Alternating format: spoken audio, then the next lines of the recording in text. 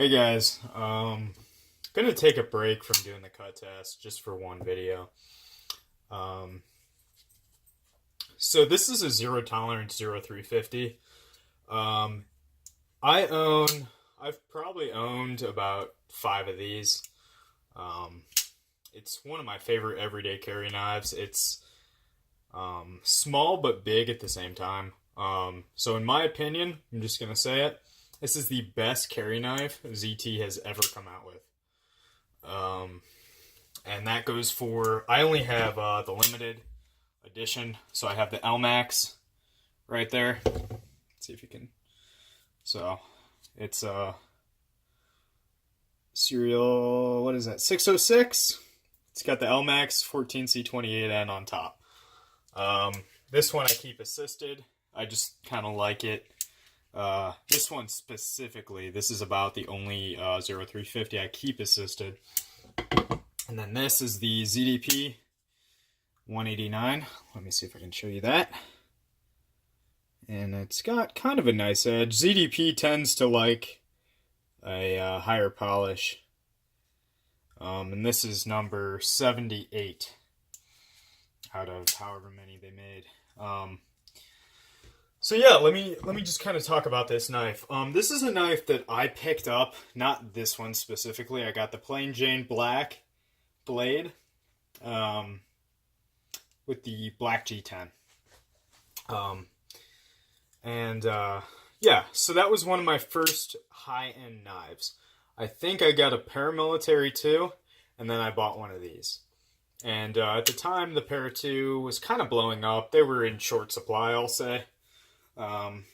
There was only a couple variations. I think they had camo G10. I'm talking about the Para 2 right now. Satin and black blade, or black and camo G10. So I had to pick this up. This was your entry-level ZT. This is as cheap as they got. I picked mine up, I think, for $120. And I carried that for about a year. Keep in mind, I've always been into knives. I was probably about 15 when I bought that knife. And, yeah, I didn't really work or anything, so I didn't need a knife. So I didn't really get to appreciate how great of a knife this 0350 is.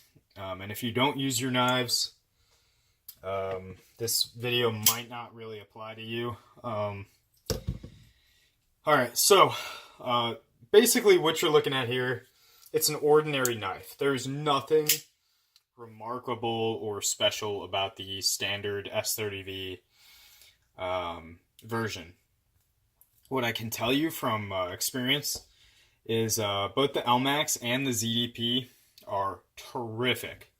I've owned about 3 of the S30V, and those are also terrific. So let's start off with ergonomics. I'm not a big jimping guy, but I have a cut test with this knife and LMAX out, and in that video I cut for 32 minutes straight without really any breaks. I was cutting rope, and I've cut a lot of cardboard with these. A lot of people don't like recurves. They say that they're difficult to sharpen. For me, I don't find that to be the case. I just find them to kind of be beneficial, mostly, is how I see them. Now, keep in mind, I carry this knife a lot, too. This is a Military by Spyderco. This one is S90V carbon fiber titanium. Let's see if I can get a good size difference right here. These knives have the same amount of edge. Or nearly the same amount of edge. You can see this is a, I want to say a 9.5 inch knife overall. 4-inch blade, 5.5 inch handle. This is a 3.25 inch blade, and it's packing a lot of edge into that. That's one of the reasons why I like this knife. yeah, so you're getting a ton of edge in the knife. And, you know, ZT, they measure their blades differently than most. The edge starts down here. I think they measure from here to here. And that's like the blade length. So from the furthest point on the handle to the tip is how they measure. That's not really how I would do it. I would probably do it from here to here, just to be on the safe side. Yeah, but anyway. So this is a knife for people that use their knives. Only people that use their knives are going to appreciate this. If you're into high quality, like, you know, ball bearing, fall shut, these are extremely high quality, and trust me, I have a ton of high quality knives. You know, the expensive ZTs, they're on bearings, they fall shut, you know, carbon fiber, titanium frame lock. I have the 300, the big brother, for this, and yeah, these are almost in my pocket every day, alongside the Anthem, Benchmade Anthem. That's a $500 knife, $450 after tax. This is $100, basically, 120, 140. And obviously I'm willing to pay 140 for this knife because this one alone is, it's pretty exclusive. It's hard to find. I paid $210 for a ZDP 0350. And for this one, I paid $180. So right here I have almost $400 tied up in two of these. So, I mean, obviously I have no issue paying, you know, whatever it is on Amazon. I think it's about $140. So, yeah, this is something you're going to have to use to be able to appreciate it. Let's get to ergonomics. The jimping, very, very, very nice. It does supply a little bit of grip. Like you can see my finger turning white. But in use, and if you guys want, you can watch that full half-hour cut test I did with this knife. It did not give me any blisters. And to give you a comparison to that, my Spyderco, or not mine, but my buddy, Super Steel Steve, if you don't follow him, go do that now, and then resume this video. He sent me his Maximate Manix 2. This LMAX cut almost as long as that Maximate did. I think it was probably a flaw on the Maximate side of things. I don't think it was just, you know, they're not similar at all in composition. But yeah, so no ergonomic issues at all. Usually when I'm opening a box, I'll put my thumb in this nice little ramp right there. It's kind of a cramped handle, I guess. I have pretty average size hands. Okay, next point. These thumb studs, a lot of people say they don't work, and people will say, oh, those aren't thumb studs, they're blade stops. Here's a de-assisted 0350, and if you don't know how to actuate this knife with thumb studs, or if you're incapable of doing it, I think there's bigger issues, or maybe you should leave your assist in, but this is completely de-assisted. I'm going to show you, I'm just going to pop the blade open to show you. It is fully de-assisted, but when it flips out completely, and I've de-assisted the standard issue production. They have no issues.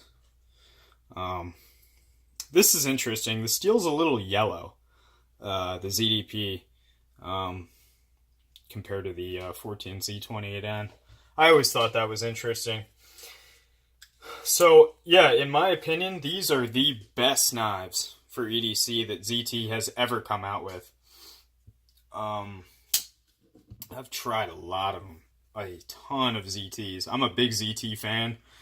A lot of their new stuff isn't really for me.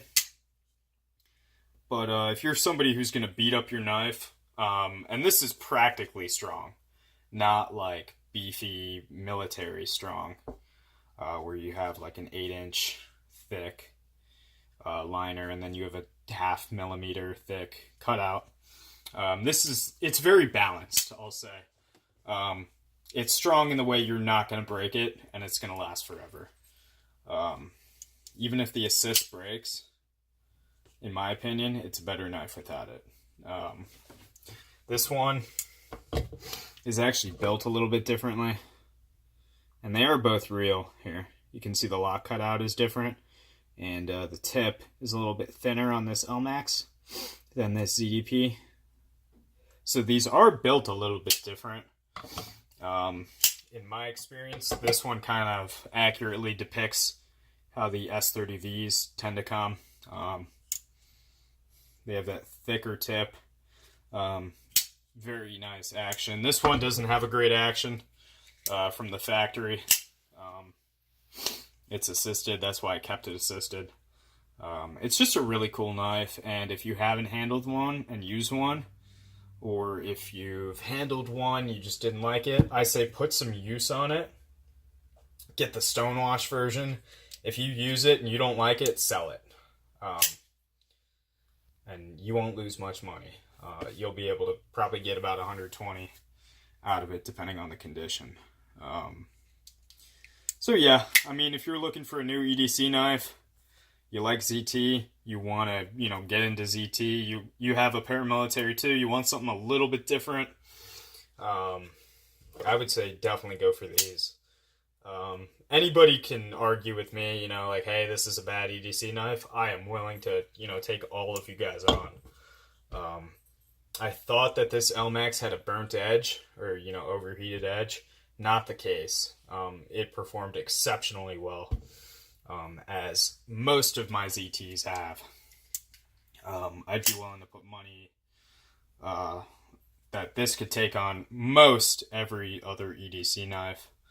It is a little thick behind the edge. That's something I will say. But for most people, they don't even notice. So, yeah. It's very easy to operate. I love this knife. And if I didn't like it, you guys better believe I would sell it immediately. I mean, I have no issue selling knives, basically as soon as I get them. But after I did that rope cut test with this knife, it's been in my pocket every day.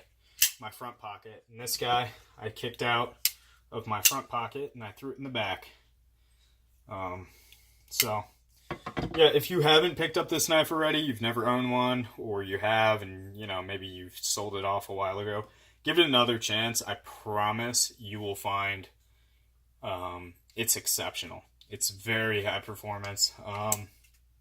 Maybe not in cutting, in terms of being a slicer, but in terms of everyday use, it's an exceptional EDC knife. Alright guys, that's about all I have to say on it. I will see you in the next video.